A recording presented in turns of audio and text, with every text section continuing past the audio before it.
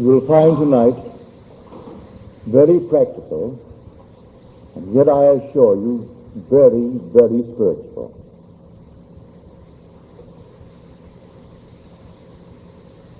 Christianity has to be continually redeemed from secular history.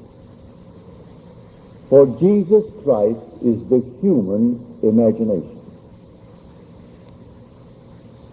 As Paul tells us in his first letter to the Corinthians, we have received not the spirit of the world, but the Spirit which is from God, that we might understand the gifts bestowed upon us by God. Now tonight we'll show you one of these gifts, if you really understand who Jesus Christ is. I tell you, he is your own wonderful human imagination. That is Christ. It comes as a shock when you first hear it if you are raised in the tradition, sir, as the speaker was. I was raised in a Christian home. And naturally, like the hundreds of millions of Christians, we were taught it as secular history. A little boy who was born of a woman who knew not a man, and that his father was God. He was the Son of God. And that was the story as I was taught it. But I was searching and seeking from the time I think I can remember. I believed the story as Mother taught it to me. I did believe it. And I can't tell anyone the shock that was mine. And sometimes maybe I wondered if it would not have been better to return back, like Israel in the desert, and go back into slavery. But I couldn't, any more than they could. They had to keep moving towards the promised land. For when you are disillusioned, having been taught the story, as we all have been taught it, to discover that he is not something in history. He is nearer than your breathing. In fact, he can't even be there. He is your very self. He is your own wonderful human imagination. It comes as quite a shock. Well, I can tell it best by telling you a story. The year was 1933. Roosevelt was elected.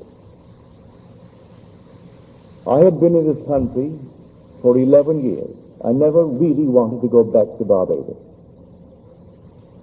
My parents came up in that year, and they pleaded with me to come to Barbados and join the family, become a member of the family.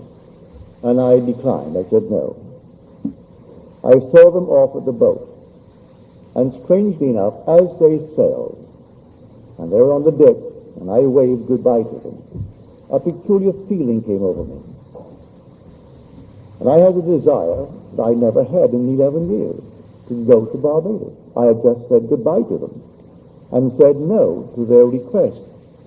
They would have paid all expenses and brought me back, and everything would have been perfect. Then from the boat, I went to my old friend, Abdullah. He was born, so I am told, in Ethiopia. He was a black man, raised in the Jewish faith, but really understood Christianity as few men that I ever met understood it. He understood the law, not the promise. He understood the law. So I went to him and I told him the feeling that came over me, that I wanted to go to Barbados.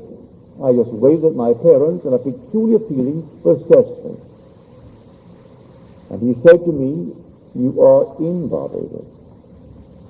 Well, that did not make sense to me. I'm standing in his place on 72nd Street off Central Park West. That's where he lived.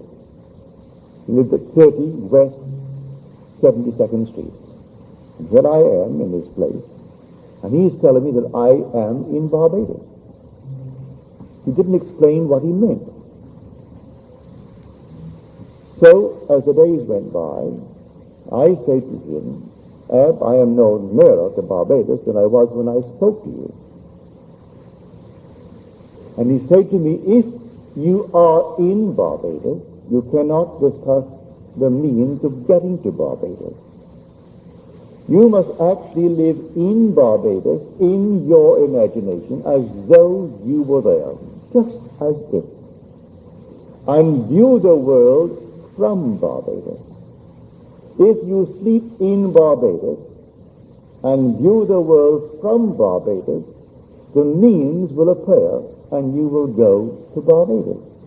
But as far as I am concerned, you are already in Barbados, because you desired it that intensity. All you have to do is simply to enter it. And you enter it now in New York City, even though that's 2,000 miles across water, and you aren't going to walk across water, but you enter Barbados and view the world from it. If you see the world from Barbados, then you have to be in Barbados. He did not explain to me then, but I learned later, that man being all imagination, man is wherever he is in imagination. And imagination is the God in man, that is the eternal body of the Lord Jesus Christ. And all things are possible to him. And by him all things were made, and without him was not anything made that was made. That what is now proven was once only imagined. These things I did not know then. He simply talked in the overall picture. But I did my best, and I slept mentally in Barbados, in my mother's home. I looked at the world and saw it from Barbados. I saw New York City 2,000 miles to the north of me, the northwest. For we are on a certain latitude, 13 north, New York is 42 north. We are the 59th longitude, New York is the 74th. So I saw it northwest, as I could imagine it. I heard the tropical noises. We call this land tropical. It really isn't tropical in the really true sense of the word. When you go into the tropics, it's something entirely different. I was born in the tropics, almost on the equator. It's an entirely different odor. Sunsets go like this. You look at a sun, and the sun disappears suddenly. A ball of red light becomes green. You're looking at the sun, and suddenly, in a matter of a split second, you're seeing a green sun. You're seeing the complement of red. So we have no twilights in Barbados. The sun goes down rapidly from a red ball to a green ball, and you're seeing a green ball. So the whole atmosphere differs.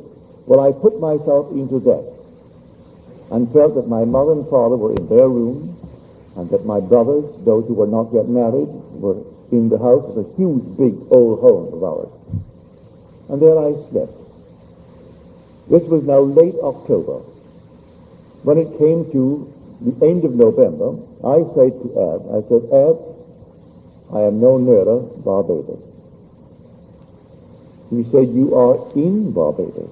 Then he turned his back on me, walked towards his bedroom, and slammed the door, which was not an invitation to follow him. If you understood Ab, he was teaching me a lesson. The lesson of faith. If I am actually sleeping in Barbados, no power in the world could interfere with my journey to Barbados. This is now late November. The last ship out of New York City, sailing for Barbados, was the 6th of December. I wanted to get there by Christmas. And so I could not raise the question anymore. But on the morning of the 4th or the 3rd of December, I got a letter from my brother Victor. I did not ask him or any member of my family to bring me to Barbados. He wrote a letter, and he justified the content in this manner. He said, we are, you know, a large family, 9 brothers and a sister. We have never been united around our Christmas table at Christmas since we were a family. For there was an interval between my sister Daphne and the last two boys of 8 years. By that time, my oldest brother had left for Demerara in British Guiana. And by then, when he came back, my brother Lawrence went off to McGill to study medicine. And we were always moving around. But this time, everyone was present but yours truly. And he said, I'm enclosing a small little draft, $50. But in 1933, when there were 17.5 million unemployed, and we didn't have 204 million citizens, we only had 120-odd million. It was an enormous thing. If you're not old enough to know it, may I tell you, it was really a horror. Well, I was numbered among the unemployed. And so he knew that I could come if the terms were there, that I had my passage paid. So he enclosed a $50 draft to buy a suit. Well, you could buy a suit in those days for $12, $10. You could buy a pair of shoes, McCann shoes, for $3. And so I went down to the steamship company because in the letter he said, I've notified the company to issue a ticket. And then the little $50, you buy what you need for the trip, and then sign the chips. And when the ship comes in, I'll meet the ship and pay all the things that you have incurred, all the debt. So I went down to the ship. They said to me, I'm sorry, Mr. Goddard, but we do not have a first-class passage for you. We can accommodate you third class. You have the first-class accommodation for meals, and you can have all the other areas of the first class. But for sleeping, you have to go to the third class. I said, perfectly all right with me, I'll take it. I went back to Abdullah, and I told him. You know what he did? When I said, I am going third class to Barbados, but I have the accommodation with the first for the daylight hours. He said, who told you you're going third class? You are already in Barbados, and you went first class. Again, he closed the door on me. I went down to the ship the morning it sailed on the 6th of December, and the ticket agent said to me, Mr. Goddard, I have good news for you. We have a cancellation. And now you can go first class, but you'll share it with 2 others. There are 3 in the cabin. Perfectly all right with me. And so I went down first class. Abdullah said to me, you know, Neville, when you return from Barbados, you will have died. Never explained a statement of that nature. You will have died. I'm coming back from Barbados, but I will have died. He spoke in these cryptic manner. Well, I did. I went down to Barbados. I was a strict vegetarian. I had not eaten one piece of meat or fish or fowl in 7 years. No smoking, no alcohol, no sex. Disillusioned in my first marriage, and the whole thing was simply, I became a celibate. I came back from Barbados, and in Barbados I was the same being that I was when I arrived, to the annoyance of my family. For they made all their money in groceries, selling meat, fish, alcohol, everything. And I am enjoying a trip based upon their efforts, and here I am not taking what they are offering. On my way north, I did everything I had not done in 7 years. He was right. I died. That state of consciousness died. That's what died. Neville is the immortal being. That is, the inner man is immortal. I was locked in a state. The state I departed from, so as far as I am concerned, I died to that state. You see, life is nothing more than a hunger. This whole vast world is a hunger. And there are unnumbered states of consciousness from which you and I can view the world to satisfy that hunger. So we get out of one state into the other state, and we do it in the same way I went to Barbados. Sleeping physically in New York City, in my imagination I slept in Barbados. And my brother was moved to send me a ticket and justified it by telling me the story of the family who had never been together at Christmas, to make it easy for me to say yes. for I did not request it. I did not ask it. He simply wrote the letter and enclosed a little draft and told me to go and get my ticket. So I was there for 3 months, and I came back, and then, I tell you, to discover the creative power of the world with my own imagination was an awful shock. It was easier in the past to believe in an external Christ. Much easier to believe in an external God to whom I could pray. And then if he didn't answer, would say, well, all right, so he doesn't want me to have it. And I could justify failure. But then I had no escape. And that is a very difficult thing. I couldn't turn to the left or the right and praise or blame anyone, for I found the cause of the phenomena of life. And that cause was my own wonderful human imagination. And that is what Scripture calls God and calls Jesus Christ. Then I would read it differently, and I would go to the pictures with him. I recall the day I took him to see a certain picture. And he said, Neville, tell me, do you get anything out of it? And I began to interpret it for him. It was to come to Monte Cristo. He said, interpret it for me. And when I did, he was so excited and so thrilled that I had learned the lesson. That everything is teaching us the same lesson in this world. There is nothing but God in the world. So here, I one day took up the chapter of John, the 14th chapter of John. And I interpreted this for him, because he would have me rise, and not more than, say, a dozen or 20 of us came to the meetings. He taught Hebrew. That's where I learned my Hebrew. And when I took the 14th of John and began to explain it in this manner, again, the excitement that came over him. Let not your hearts be troubled.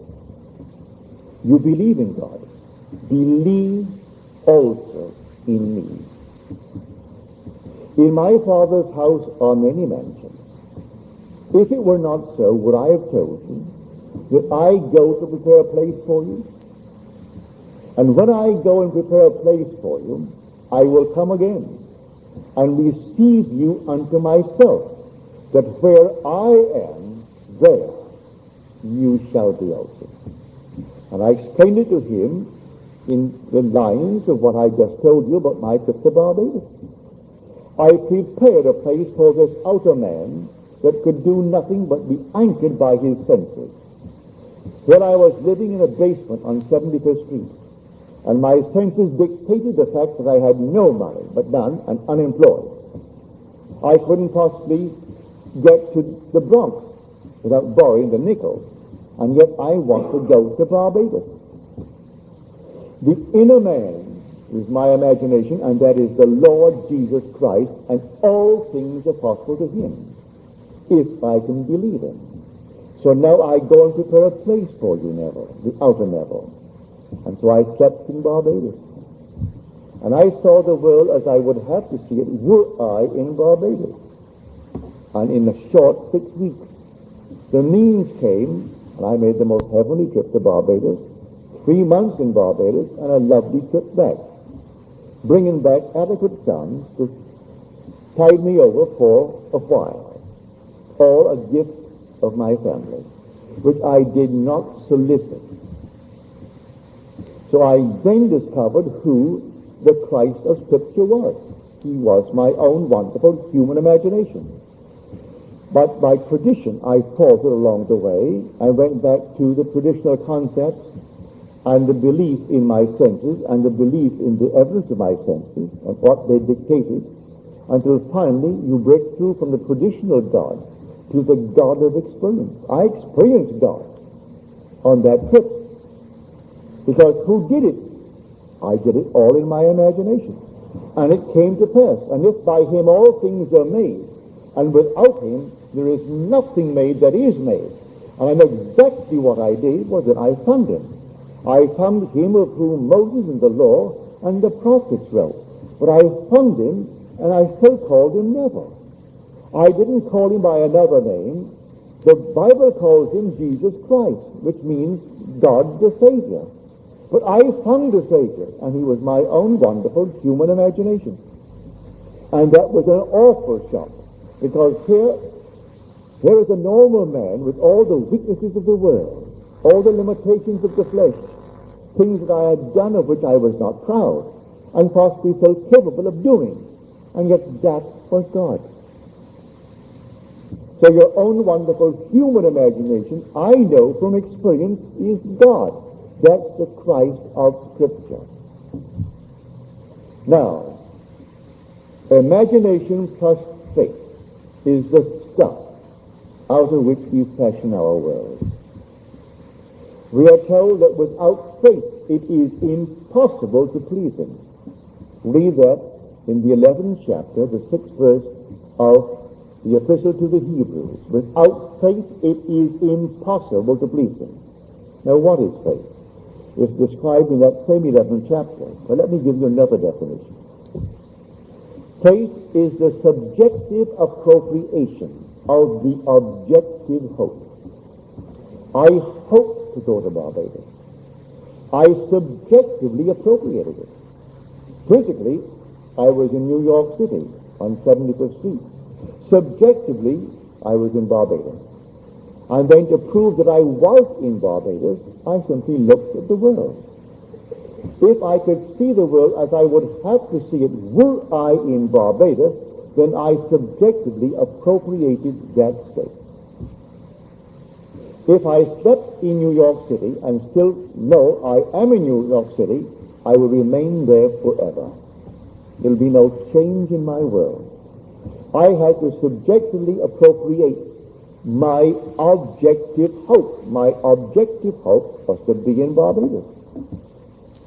Now, whatever one has as an objective hope, they must now subjectively appropriate it and sleep in that subjective appropriation. You want to be, and you name it. All right, you simply subjectively appropriate it. And that was the beginning of my transition from a God of tradition to a God of experience. And when I came back to New York City, friends of mine who knew me in the days when I never touched alcohol or smoking, I never acquired smoking. I tried it, but I couldn't seem to get it. Alcohol I got. Other things, like, well, you name it, all these things I do. I trust not success, sometimes success, yes. But nevertheless, I did it to discover it didn't hurt me at all concerning my spiritual advancement. That they accused him, the human imagination, of being a glutton and a drunkard and a friend of sinners, one who loved the company of harlots and tax collectors and all the things of the world that people shun.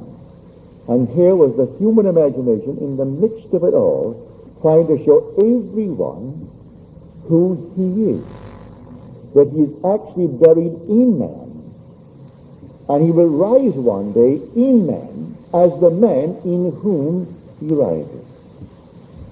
And when it did happen to me in 59, what a shock. But it was back in 1933 that this thing actually began to unfold within me, when old Ab would not explain what he meant when he said to me, "You are in Barbados." So if you say to me right now, "I would like to have $100,000," if I were now telling you as he would tell it to me, I would say, "You have it." And if you do not sleep tonight in the possession of it, you are not doing what I have told you. If you want anything, you simply sleep in it, as though you had it. The secret of feeling as if it were true, that's the secret. And so we receive not the spirit of the world. The spirit of the world is doubt. The body of doubt is Satan. And as Blake so clearly and beautifully stated it, "O my Satan, thou art but a dust, and dost not know the garment from the man." This is the garment, limited by its 5 senses. limited by what reason dictates to it. So tonight when I go to sleep, reason tells me you are now sleeping at 1025 Carroll Drive. And reason is telling me what I have in the world. I suppose I don't like what I seem to have and reason dictates. I must dare to assume that I am that which I would like to be, and sleep in that state rather than the state that my reason and my senses dictate. If I dare to do it, I know from the experience of 1933 that it works. I have taught that law to everyone who will listen to me. Many will listen, yes, many have proved it, but we are creatures of habit.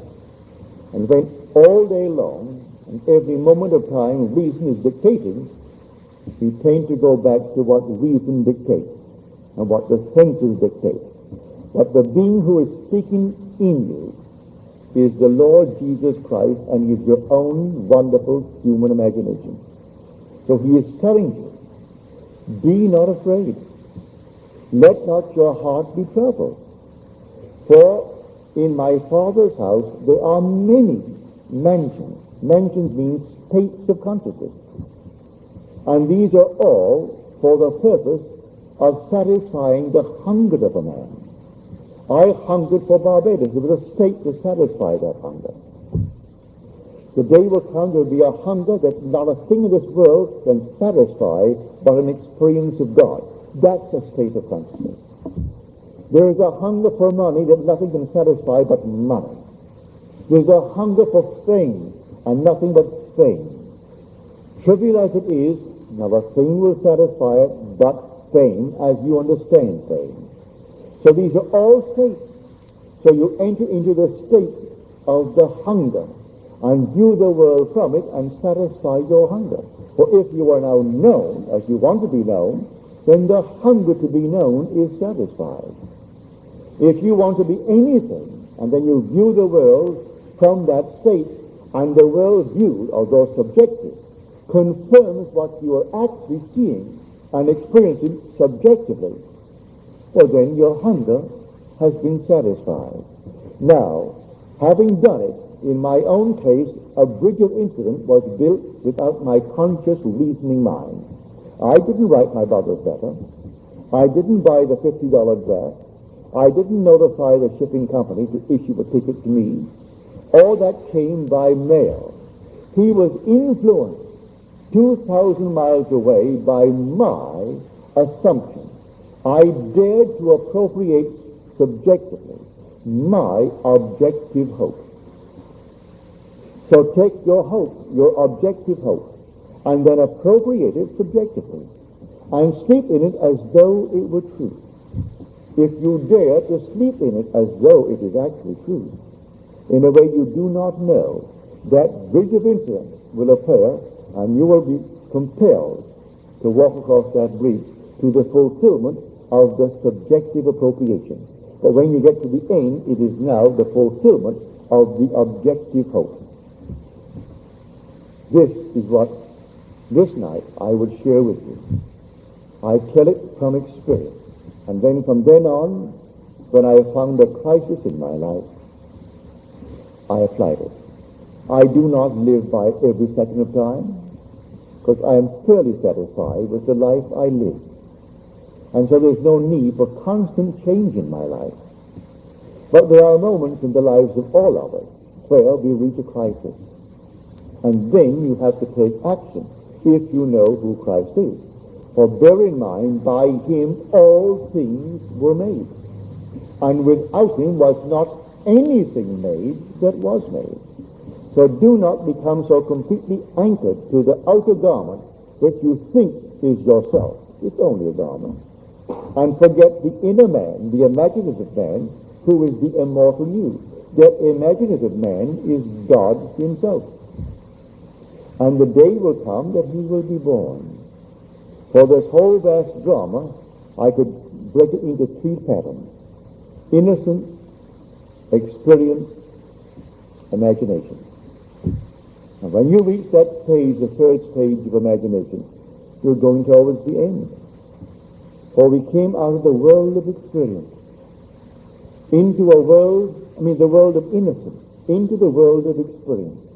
I move towards an awakening imagination, which is God himself. So we are told all things are possible to God. Then we are told all things are possible to him who believes. So the 19th chapter of Matthew tells us, with God all things are possible. The 9th chapter of Mark tells us, all things are possible to him who believes. So he equates God with a man who can believe. You can't get away from that equation. If all things are possible to God and all things are possible to the one who believes, then he equates the one who believes with God. Now I know the difference between thinking from my wish fulfilled and thinking of it. I am always thinking from where I am and of where I am not. Right now I am thinking from this room and of my home where my wife is now. But this room is more real now than where she is, because I am thinking from her and I'm thinking of her. The secret is thinking from.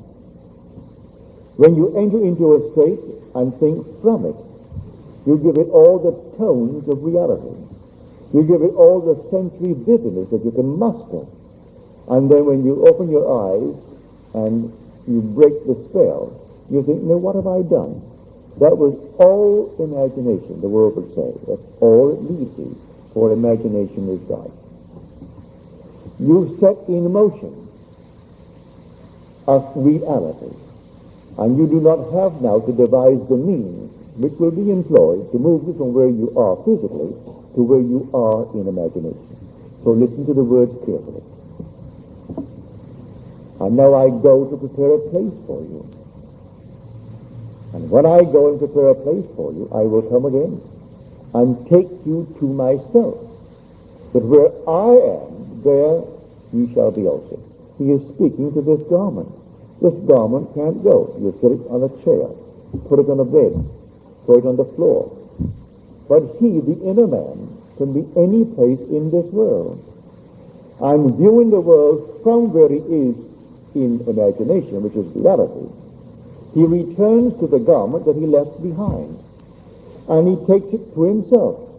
So I will return, having gone and prepared the place, I'll return and take you to myself.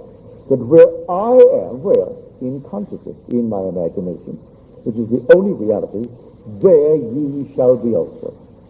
So I went into Barbados in my imagination, and that was Christ. But I left the little garment that I wore on 75th Street in New York City. Then I returned the next morning and took it up. All right, 6 weeks passed by, and seemingly nothing happened. But it came with sudden shockingness. Out of the nowhere, the letter under my door. Because in those days, what on earth would you do getting up early when there were 17 odd million unemployed, and I was a dancer? Who wanted a dancer? When they couldn't eat, how could they pay to go to see a dancer? If I could find a job in a restaurant dancing for nothing but just for the food, I'd have taken it. People who are not my age have no idea of the depression of those days. We speak of a recession today where there are 6 million unemployed with 204 million in our country. There were 17 odd million, and that was not quite the true figure. And we only had 120 odd million. If you know New York City, there's a place called Gimbels, and Gimbels moves all the way through to Penn Station. And the hallway walking through from Gimbels to Penn Station would be from there to about here. I have seen men 7 deep, all the way sleeping at night, no place to go. At least they had it heated for them. That's where they slept. They slept all over the place. And what they could beg or eke out, that's what they got. We had no social security in those days, no welfare aid in those days. And we had 17.5 million unemployed. So I know what it is to go through that experience. And without one nickel, I can make a trip to Barbados that cost the family, well over $1,000. In those days, a dollar was really $2 or $3 when it comes to buying things. But I did have fun. Got on that ship, and these two elderly men. So that was 1933, and I was born in 1905, so you know my age. I was the young one of the three. One was a Nazi of the extreme, a dramatic fellow, making his trip down south, and one was an Orthodox Jew. And what a combination, the three of us. And so the Orthodox Jew, a little fellow, he saw my new suit. I paid $12.50 for it. And he said to me, how much did you pay for this? I said, $12.50. He said, they robbed you. I said, they robbed me? He said, yes. They robbed you. And let me tell you something. If it starts to rain, run. You'll never get out of it. They'll shrink right up to here on you. And here was this other fellow, both elderly gentlemen, the Nazi. He was ranting all day long how Germany is going to take over all the West Indies and eventually take over America. And the two others were at it. And the little Jewish Orthodox man was reading his Bible most of the time in Hebrew, but would talk to me about my suit or things of that sort. And the other fellow was all science. By science, he meant astrology. He believed in astrology. He believed in all these isms. Well, that was my 10 days at sea. What an experience. And see, it all adds up. In the end, it all adds up. So I had the most fabulous trip all the way down and came back to fulfill my friend's prophecy. You would have died. And I did. I died to a state. Not the immortal man cannot die. But I didn't realize I was locked in a state until I began to sleep in another state. And sleeping in another state, that state became the reality. And the old state that could not eat fish or fowl or meat or eggs or anything delighted in eating fish and fowl and all the things that the other one couldn't do. So every state is right for itself. And so until one gets out of a state, don't try to hit him over the head. He can't hear you. He knows what he is doing is the only truth, the only reality. If he really believes that clams are going to poison him, do you know it'll poison him? You and I will sit down and eat the most glorious bunch of clams. He will sit and eat the same from the same dish, and he'll poison him. I had that experience when I was a strict vegetarian. I went to Toronto. A friend of mine invited me to her house there, and she could ill afford the salmon that she really prepared, a beautiful salmon. But I was not eating fish or meat or fowl or anything in those days. But as a guest, I was trained never to offend a host. And so I forced myself to eat what was put before me. It was the first time I broke my fast in these many years. Do you know there were 7 of us at the table? My host and hostess, my dancing partner and her mother, and then 2 sons. There were a bunch of us around. And I was the only one with ptomaine poison. I came down, I was poisoned beyond measure that night. And everyone ate the same fish. But I was eating against the grain of my own being. I knew I was doing wrong by my own, at the moment, moral, ethical code. And I was poisoned. And they all survived. Well, the body survived too. But I mean, I was really sick.